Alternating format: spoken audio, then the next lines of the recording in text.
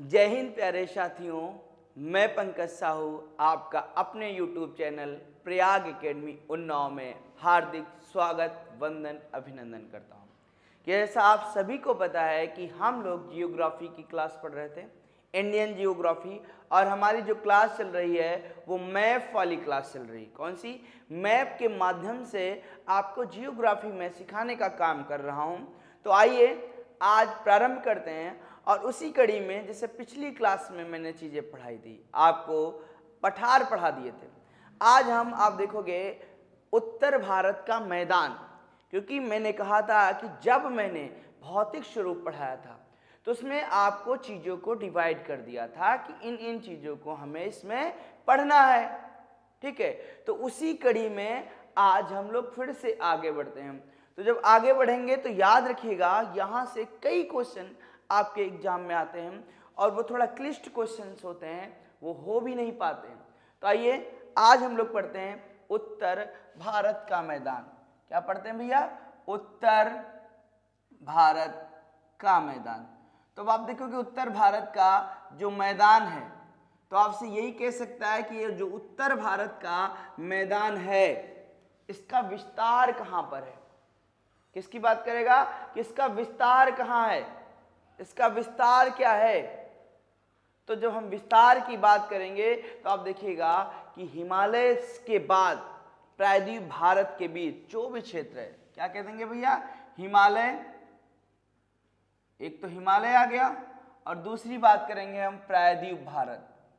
और मैंने हिमालय और प्रायद्वीप भारत को बहुत ही अच्छी तरीके से आपको एक एक चीज करा चुका हूं। आप वहां जाएं और उसको देख सकते हैं। और देखने के लिए आप देखोगे लिंक मैंने दे रखा है डिस्क्रिप्शन में, वहां जाके भी देख सकते हैं। और एक एक चीज को मैंने विधिवत तरीके से, बहुत आसान तरीके से समझाया है। तो अब उत्तर भारत का जो मैदान है वो हिमालय और प्रायद्वीप भारत के बीच फैला हुआ है। और उससे हम कड़ी से पढ़ते हैं कि प्रथम में क्या कहते हैं, द्वितीय चरण में क्या कहते हैं। तो आइए देखते हैं। अब सबसे पहले बात करते हैं, और सबसे पहले जो बात करेंगे वो हम लोग बात करने वाले हैं किसकी भाई? जो उत्तर भारत में हिमालय की एक श्रेणी पड़ती है, शिवालिक। कौन सी भाई? शिवालिक। तो अब देखोगे कहा जाता है शिवालिक के गिरिपद से, सिंधु से, कौन सा? सिंधु इधर हो जाती है और इधर तिस्ता नदी, सिंधु से तिस्ता के बीच आप देखोगे फैला है। ठीक, और इसको हम कई पार्टों में, अभी गंगा नदी भी हमारी आ जाएगी। तो अब देखिएगा जो सिंधु से तिस्ता तक फैला है वो प्रदेश कौन सा कहलाता है? क्वेश्चन ये बना कि भाई अगर हम उत्तर के मैदान को पढ़ें तो पहला पार्ट कौन सा पड़ेगा? तो भाबर प्रदेश, भाबर प्रदेश। तो अब आप देखिएगा कौन सा प्रदेश आ गया? भाबर प्रदेश। और इस भाबर प्रदेश का जो विस्तार है वो शिवालिक श्रेणी के गिरपद में सिंधु से तिस्ता के बीच है। किसके बीच है भैया? तिस्ता के बीच है। आप ये भाबर प्रदेश क्या होता है? तो आप देखिएगा कि जो हमारा हिमालय है उससे कई नदियों का जननी है, वो कई नदियों का उद्गम स्थल है यहाँ से। तो जब नदियाँ उद्गमित होती हैं तो आप देखिएगा उनके साथ जो कंकड़ उंकड़ होते हैं वो भी आते हैं। तो भाबर प्रदेश आप देखोगे, कह सकते हो एक ककड़ीला, पथरीला, आप देखोगे कंकड़ पत्थर युक्त मैदान है। भाबर प्रदेश को क्या कह दोगे? कंकड़ पत्थर युक्त मैदान है। तो याद करो कि पहला प्रदेश कौन सा आया? भाबर प्रदेश। आपको ये चीजें बहुत कम पढ़ने को मिलती हैं और ये एग्जाम में आती ही हैं, और फिर मैं इनको करा रहा हूं। तो आप लोगों को क्लास अच्छी लगती है, आपकी मांग पर मैं क्लास को लाता हूं। आप लोग इसको शेयर करें ज़्यादा से ज़्यादा। क्या करें? शेयर करें ज़्यादा से ज़्यादा। और समझें कि यहाँ पर कंकड़ पत्थर युक्त मैदान कौन सा कहलाया? भाबर, सिंधु से तिस्ता। ठीक, अब आगे बढ़ेंगे तो आगे जो क्षेत्र मिलने वाला है वो भाई तराई क्षेत्र मिलेगा। कौन सा? तराई क्षेत्र। अब ये जो तराई क्षेत्र है, तो यहाँ पर कहा जाता है कि आप देखोगे भाबर प्रदेश में नदियाँ विलुप्त हो जाती हैं। क्या हो जाती हैं? भाबर प्रदेश में नदियाँ विलुप्त हो जाती हैं, क्योंकि कंकड़ पत्थर ज़्यादा होते हैं तो उनके नीचे से बहती हैं और फिर एक बार तराई क्षेत्र में उद्गमित हो जाती हैं। तो तराई क्षेत्र मैदानी है, और जब नदियों का पानी आता है तो यहाँ पर आप देखोगे, हम कह सकते हैं ये क्षेत्र बन जाता है दलदली। तो तराई क्षेत्र आप देखोगे भाबर क्षेत्र के बाद कौन सा आया? तराई क्षेत्र। और तराई क्षेत्र है कैसा? दलदली। अब तराई क्षेत्र में आप देखोगे कि ऐसे क्षेत्र मिलेंगे अब आपको कि जहां पर नदियों के बाढ़ का पानी हर वर्ष जा रहा होगा। कई क्षेत्र होंगे जहां पर नदियों का जो पानी है वो जा ही नहीं रहा होगा। क्या हो रहा होगा? जा ही नहीं रहा होगा। तो वहां पर आप देखिएगा, इससे दो तरीके की मिट्टी होंगी। इसका आप स्क्रीनशॉट ले लें और इसके बाद मैं आगे की बात करता हूं। ठीक है, इसका लें स्क्रीनशॉट और फिर हम लोग भाई आगे की बात करेंगे। और आगे जल्दी से आप लोग करिए, स्क्रीनशॉट लीजिए इसका। हम इसे क्या करते हैं? रब करते हैं। तो आइए रब करते हैं, तो इसे रब करते हैं हम और बढ़ते हैं भाई आगे की ओर। और आपको मैं, आप देखोगे इस कड़ी में ये 15वां लेक्चर है, 16 क्लास हो चुकी हैं, और जिनको भी आप देखोगे मैं कंप्लीट कराऊंगा, फिर आगे विषय पढ़ूंगा। ठीक है, तो आइए अब देखते हैं अगला। तो अगला कौन सा है भाई? अब यहां पर हमने कहा कि दो चीजें, एक बांगर वाला क्षेत्र आएगा, बांगर, एक खादर। तो ये जो बांगर और खादर का रीजन है, ये आपसे क्वेश्चन करता है, यहां से आपसे क्वेश्चन होता है, 100% क्वेश्चन होता है। ठीक है, तो ये जो बांगर होता है, ये हम कह सकते हैं प्राचीन जलोढ़ है। कौन सी है? जलोढ़ है, प्राचीन मिट्टी है। तो आप देखोगे, और ये जो खादर है, ये आप देखोगे नवीन जलोढ़ है। तो आपसे पूछ सकता नहीं है पुरानी मिट्टी को क्या कहते हैं? तो भैया पुरानी मिट्टी कौन सी हो गई? आपकी बांगर हो गई। और नई मिट्टी आपकी कौन सी हो गई? वो आपकी भैया खादर हो गई। तो इसको याद करो कि बांगर मतलब प्राचीन मिट्टी, खादर मतलब नवीन मिट्टी। अब ये बनी कैसे? जैसे आप देखो कि नदियों का पानी है, बाढ़ आ गई, तो आप देखो कि नदियों का पानी गया और यहाँ पर आप देखोगे धीरे धीरे मलबा ला के जमा कर दिया, और धीरे धीरे आप देखोगे अब यहाँ पर पानी नहीं पहुँचता। अब जब पानी नहीं पहुँचेगा तो ये क्षेत्र आप देखोगे अनउपजाऊ हो जाएगा। क्या हो जाएगा? अनउपजाऊ हो जाएगा। और जब अनउपजाऊ हो जाएगा तो आप देखोगे बंजर भूमि होगी। तो ये भाई पुरानी तो है, और यहाँ पर नदियों का पानी जाता रहता है, बाढ़ का पानी जाता रहता है, जिसके कारण ये मिट्टी जो होती है उपजाऊ होती है। और जब उपजाऊ होगी तो भैया कौन सी मिट्टी कहलाएगी? खादर कहलाएगी। ठीक, क्या कहलाएगी? खादर कहलाएगी। कभी कभी ये जो बांगर है, इसमें पानी चला जाए, मान लो क्या चला जाए? जल चला जाए, जैसे सिंचाई विचाई हो रही हो और यहाँ पर क्या चला जाए? जल चला जाए। तो आप देखोगे जब जल चला जाता है तो आपने देखा भी होगा एक प्रैक्टिकली रूप से कि वो चीज़ वाइट हो जाती है, नमक आ जाता है। क्या आ जाता है? नमक आ जाता है। तो उसे भैया रेह या कल्लर भी कहते हैं। क्या कहते हैं? रेह या कल्लर भी कहते हैं। तो याद करो, मैंने कहा कि जब यही खादर वाली है और खादर वाली में कभी पानी पड़ जाए या कुछ भी हो जाए, बरसात आ जाए, तो आप देखिएगा वो फूल जाती है और ऊपर से वाइट आ जाता है। ठीक है, नमक आ जाता है, और वो क्या कहलाता है? रेह या कल्लर कहलाता है। तो खादर आपका कौन सा हो गया? बांगर हो गया। अब इसके बाद बढ़ोगे तो आप देखोगे यहाँ पर कई सारी नदियाँ हैं, उनके बीच आप देखोगे मैदान है। उन मैदानों को आप देखोगे कई नामों से जानते हैं, कि जैसे कोई आप देखोगे रावी और व्यास के बीच का जो है दोआब क्षेत्र, ठीक है, दो नदियों के बीच वाला क्षेत्र। तो अब रावी वाले क्षेत्र को क्या कहते हैं? उस मैदान को किस नाम से जानते हैं? व्यास और सतलज वाले को किस नाम से जानते हैं? झेलम व चिनाब वाले को किस नाम से जानते हैं? तो उन्हीं नामों को हम यहाँ पर डिस्कशन करेंगे। तो इसका लें स्क्रीनशॉट, और ये चीज़ें बिल्कुल नहीं होने वाली हैं, बिल्कुल नहीं होने वाली हैं। तो आप इसका स्क्रीनशॉट लें और फिर हम लोग बढ़ जाते हैं आगे की ओर।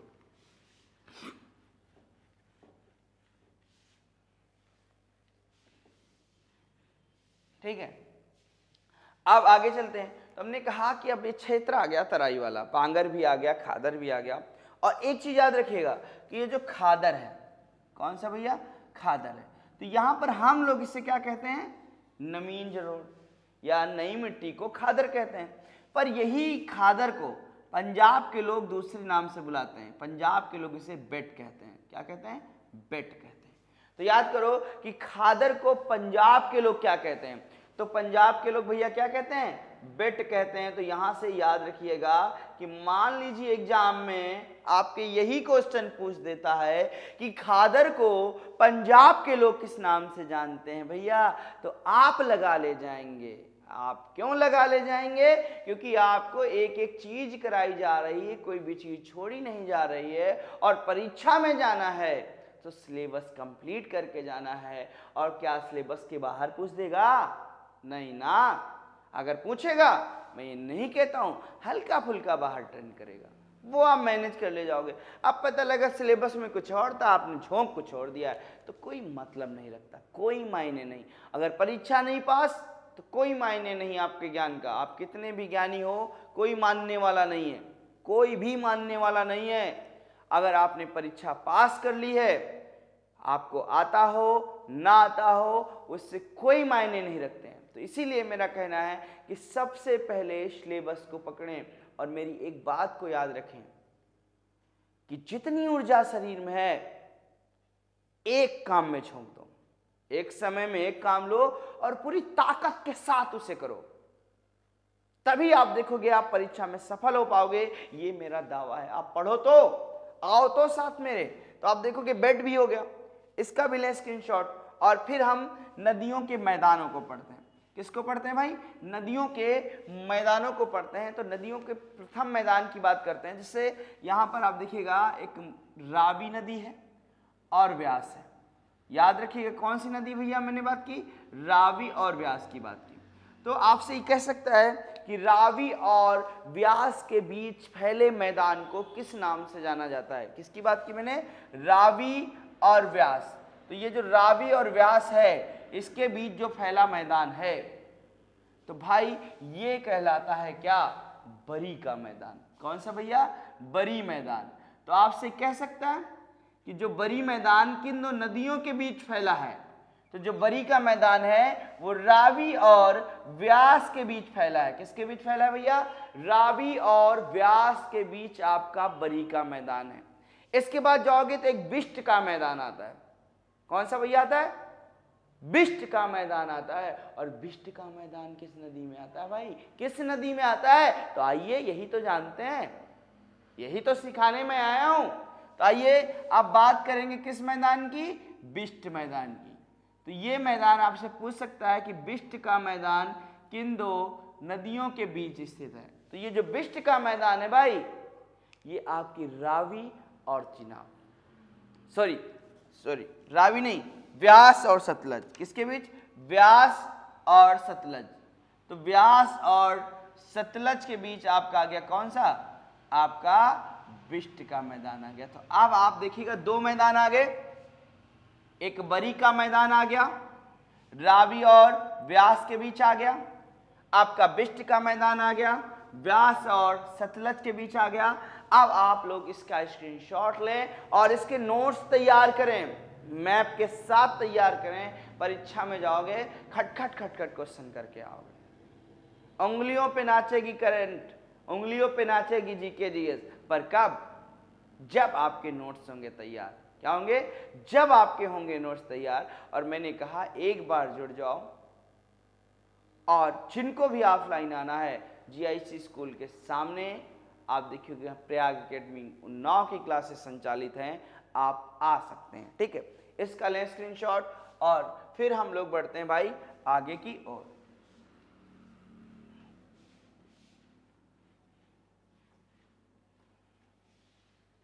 ठीक, अब आगे बात करेंगे तो अगला मैदान कौन सा बचा भाई, तो एक रावी और चिनाब, दो नदियां बची भाई। चिनाब की भी तो सहायक रावी है, तो कौन सी नदी का ही, रावी, और दूसरी कौन सी आ गई, चिनाब। अब आप देखोगे रावी और चिनाब के बीच भी तो भैया एक मैदान आएगा, आएगा कि नहीं आएगा, आएगा भैया। तब आपसे ये नहीं कहेगा रावी और चिनाब के बीच के मैदान को किस नाम से जाना जाता है? रावी और चिनाब के बीच के मैदान को किस नाम से जाना जाता है? तो रावी और चिनाब के बीच कहलाती है भैया रचना। क्या हो गई? रचना। और रचना किन दो नदियों के बीच हुई? चिनाब और रावी।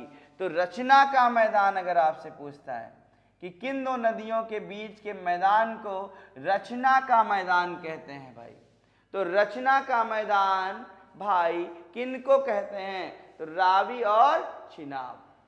इतनी बात क्लियर हो गई? रावी और चिनाब के मैदान को हम रचना का मैदान कहते हैं। ठीक है, और आगे बढ़ेंगे तो आगे आप देखोगे दो नदियां और बच गई, झेलम और चिनाब। भाई किसकी बात कर देंगे? अलग ही अलग रखते हैं। अब आपसे यही पूछेगा कि झेलम और चिनाब, तो भाई झेलम और चिनाब की बात करो तो यहां आ जाओ चिनाब, कौन सी आ जाओ? चिनाब आ जाओ, और झेलम आ जाओ।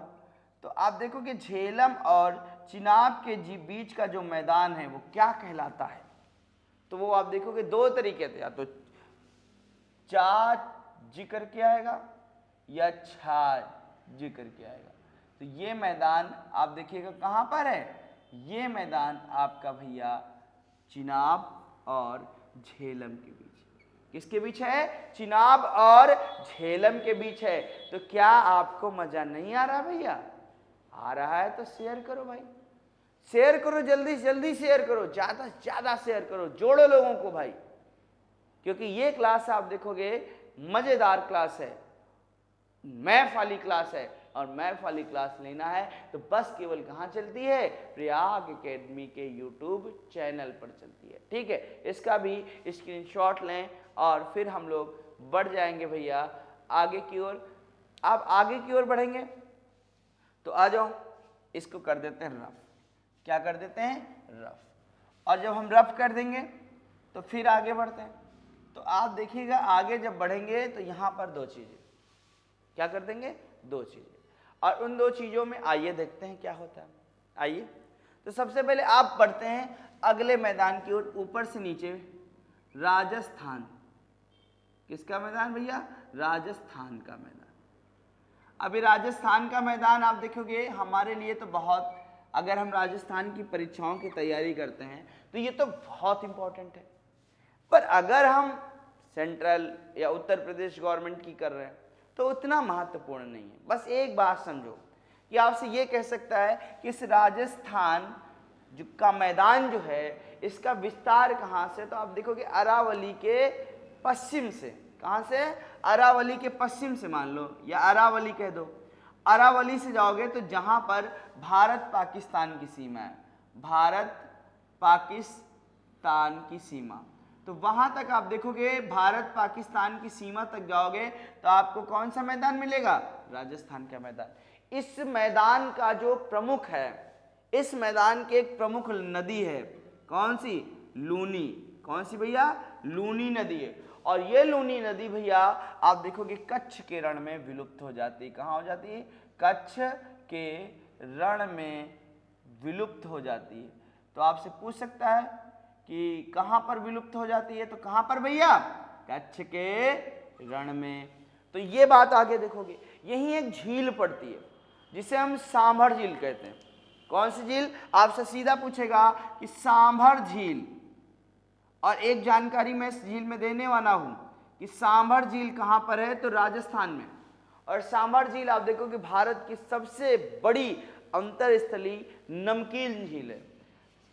सांभर झील भारत की सबसे बड़ी अंतरस्थलीय नमकीन झील है। तो भाई याद करो कि भारत की सबसे बड़ी अंतस्थलीय नमकीन झील कौन सी है? वो भैया है आपकी सांभर। कौन सी है? सांभर। तो यहां से याद करिए कि राजस्थान, अरावली को याद करिए कहां पर है? राजस्थान। और जाती कहां तक है? पाकिस्तान के बॉर्डर तक। लूनी यहाँ की प्रमुख नदी है, कच्छ के रण में विलीन हो जाती है। सांभर झील भारत की सबसे बड़ी अंतःस्थलीय नमकीन झील है या खारी झील है। ये क्वेश्चन आपके लिए, ये क्वेश्चन भैया एकदम नया है। क्या है, एकदम नया है। एक एक जानकारी यहीं पर मिलेगी भाई। आ जाओ, अभी आ जाओ, अन्यथा पछताना पड़ जाएगा भाई। क्योंकि यही क्लास है YouTube पर जो आपको एक एक क्रम से एक एक चीज को उठा उठा के दे रही है, एक एक चीज बता रही है। तो भैया अभी जुड़ जाओ, आपको एक एक चीज करा दी जाएगी। ठीक, अब इसका लें स्क्रीनशॉट और हम बढ़ जाएंगे भाई आगे की ओर। ठीक है, आगे की ओर बढ़ जाएंगे भाई।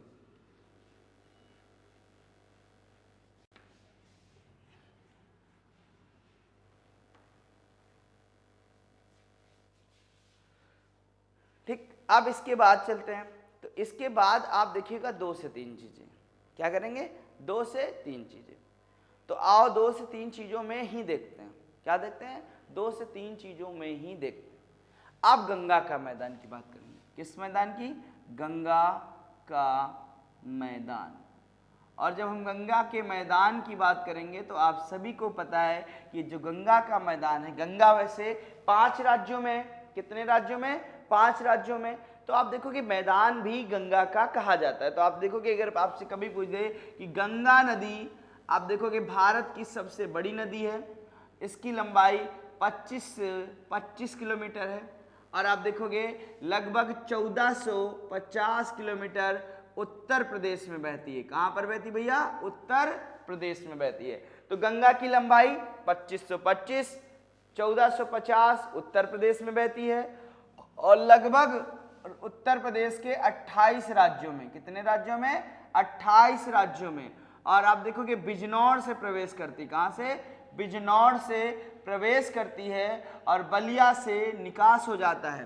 तो इसी कड़ी में आओ गंगा का मैदान। तो सबसे पहले उत्तर प्रदेश की बात कर लो। उत्तर प्रदेश के बाद जाओगे तो हम बिहार की बात कर लेंगे।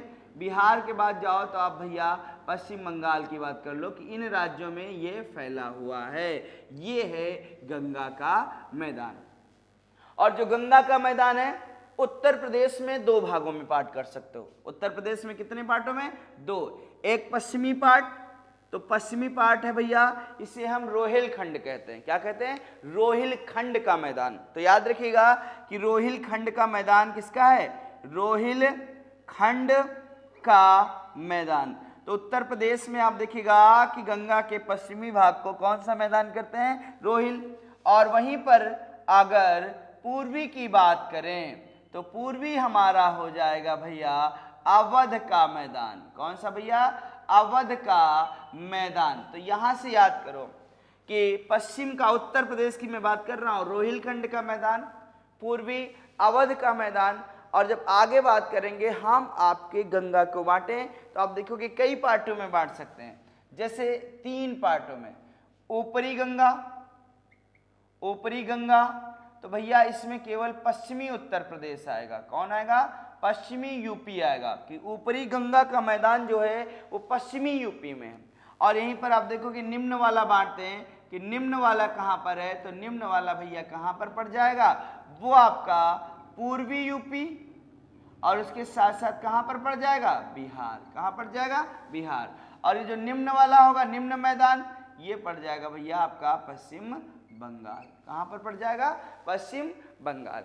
अब आप देखिएगा यहां पर क्या होता है कि जो गंगा है ये कई सारे गर्तों का निर्माण करती है। उन गर्तों को आप देखोगे जो यर्त गर्त होते हैं उनको भिन्न भिन्न जगहों पर भिन्न भिन्न नाम कहते हैं। कि जो गर्त की बात कर रहे हैं, किसकी बात करेंगे, जो गंगा द्वारा बनाए गए गर्त हैं। मैदानों में जो गर्त हैं, जैसे पटना पहुंचो, कहां पर, पटना में, उन गर्तों को हम लोग जल्ला कहते हैं। कि पटना में क्या कहते हैं, जल्ला। और यहीं अगर पश्चिम बंगाल पहुंचो, कहां पर, पश्चिम बंगाल, तो पश्चिम बंगाल में भैया जल्ली कहते हैं। क्या कहते हैं, जल्ली। तो जल्ला और जल्ली, सॉरी जल्ली नहीं, यहां पर एक कर लीजिए, बील। क्या कहते हैं, बील कहते हैं, बिल बिल बिल। तो आप देखोगे ये हमारा गंगा का मैदान है। और इस गंगा के मैदान का आप सभी लोग लें स्क्रीनशॉट। तो आप देखोगे कि मैंने आपको वो चीजें करा दी जो मैदान में आपसे पूछी जा सकती थी, मैंने वो सब चीजें कराई। तो हो सके तो आप इस क्लास को शेयर करें और ज़्यादा से ज़्यादा लोगों तक पहुंचाएं। आप देखोगे आपको आज सुबह ही की क्लास मिल जाएगी और शाम को आप देखिएगा आपको कॉन्स्टिट्यूशन की क्लास मिलेगी और कुछ लोगों की मांग है हिस्ट्री सर पढ़ाई जाए। तो भैया हिस्ट्री में मैं मेडिवल हिस्ट्री से प्रारंभ करूंगा और आप देखोगे एशियन से उतने क्वेश्चन आजकल नहीं आ रहे हैं एग्जाम में, तो मिडवल थोड़ा बहुत है। वैसे सबसे ज्यादा इंपॉर्टेंट कुछ है तो मॉडर्न हिस्ट्री है। कौन सी है? मॉडर्न हिस्ट्री, आधुनिक इतिहास, उसमें भी स्वतंत्रता आंदोलन। और मैं एक सीरीज लाने वाला हूं वीरों के लिए, जिन वीरों को हम नहीं जानते हैं, वो गुमनाम हैं, पर उनके जो वीरता है, वीर गाथा है, वो हमको पता होनी चाहिए, मुझे ऐसा लगता है। तो मैं उन वीरों के लिए एक सीरीज ला रहा हूं। वो सीरीज होगी भैया कथा वीरों की, वीर गाथा वीरों की। और उस वीर गाथा वीरों में मैं आपको प्रतिदिन 8 से 10 वीर योद्धाओं के बारे में, वीर क्रांतिकारियों के बारे में एक चीज बताऊंगा। तो आप देखिएगा कि लगातार आपको मैं क्लास देता रहूंगा। और अब मैं प्रयास करूंगा कि कुछ त्रुटियां हो जाती हैं उनसे ऊपर उठ के अब आपको मैं जल्द से जल्द लाइव मिलूंगा और लाइव तक आप लोग ज़्यादा से ज़्यादा लोगों को जोड़ लें। ज़्यादा से ज़्यादा आप देखोगे मैं सुबह आपको 6 बजे करंट अफेयर की क्लास लेकर आ रहा हूं जल्दी। तो आप ज़्यादा से ज़्यादा लोग जुड़ें और इस मुहिम को सफल बनाएं। तो आज मैं क्लास को यहीं देता हूं विराम। जय हिंद, जय भारत मेरे प्यारे साथियों, मेरे प्यारे मित्रों, जय हिंद।